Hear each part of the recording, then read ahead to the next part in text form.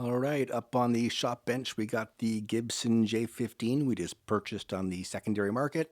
We're also going to oil the fretboard. I've got our pure lemon oil there, so important to use the correct product. Some people don't like to oil the fretboards. I like to, and I like this product. So we got the guitar on our bench with the neck rest. Let's loosen off the strings. As you can see on the left-hand side, you're just turning downwards. The right-hand side, you're turning upwards. Just for speed, I like to do two at once. We don't have to loosen them too much, just enough to get them a little bit of slack. We will be cutting these strings. I've done it every which way possible, and this is just my preferred way over the years, doing this hundreds of times. All right, so once we've kind of got them loosened off like this, then we're going to put just a little, some sort of cloth or towel there, just because the strings on the bottom side, or I guess all of them can just, scratch woods depending on how delicate you want to be. So we'll show you the cautious way at least, not scratching the guitar in any way. I do like to separate them now.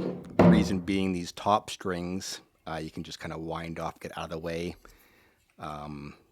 Just two separate tasks, I guess, makes it cleaner. Here we've got a bridge pin puller. Sometimes you don't need one of these. These you can see are very loose to the point where I'm going to have to buy some replacements. They should not be this loose. You should have to pull them out with some force, which is why I did bring out the pin puller. Yeah, if you don't have one of those, you can definitely use some, pliers. Sometimes I'm gentle. Sometimes I'll use a cloth and the pliers not to scratch the bridge pins, depending on again how much care I want to take. So next, these just pull out. Different guitars are different. Some you have to remove from the back side, from the bottom. Some you have to kind of pull down and then out. Lifting up the saddle here, we can kind of see that for one, we've got a piezo pickup sticking out there. We can see just a wire that reads a signal from the saddle and the guitar itself. All right, so now, as I mentioned, we can just kind of unwind. You don't have to unwind with the tuning pegs. You can just literally unwrap these. So we'll just unwrap these a little bit. Pull them all out, get them out of the way. All right, so now we've got everything out, and it's time to use this lemon oil. Definitely different manufacturers have different, even guitar-related ones. This is a true furniture grade, 100% lemon oil. It's not a lemon oil cleaning product. Those are totally different. So I've used this for, literally a decade now or more, and I trust it. So I just got some little cotton cloths here and just kind of give it a little wipe down. Depending on how dry it is or how shiny or oiled up you want it, you can let it sit longer or wipe it off quicker. You can also do 2 coats of it. But for this one here, again, I just want to give it a little cleaning, and I just want to freshen it up, so I'm not going to let it sit too long. Because the bridge is a matching wood, let's do the bridge as well. Sometimes I won't bother, but this is, they match, so why not? So yeah, just took the saddle out, just give it a little wipe down. This J15 does have a gloss finish, so I'm not overly worried about the oil hitting it for a second. We will wipe it out if it does touch the body, but I'm trying to be super careful. And now here, just giving them let it sit for a bit, just giving them a wipe down. So we'll just take any sort of oil that might still be sitting on the surface itself off. Now I've got, a shop paper towel, and I'm just going to really now just, wipe down all of the frets themselves. There's no residue on the frets. And again, it's that people might not take, but I recommend that. Just, again, going for perfection. And if there's anything on the body, I even gave it a little wipe down. You might not have seen that there. Putting the saddle back in, it does just go one way. You don't have to worry. Whatever the lower side is, just goes towards the high E string or right side of the guitar in this example. All right, for strings, we grabbed some of these Diodarios. I've tried numerous strings over the years. This is what we're using today.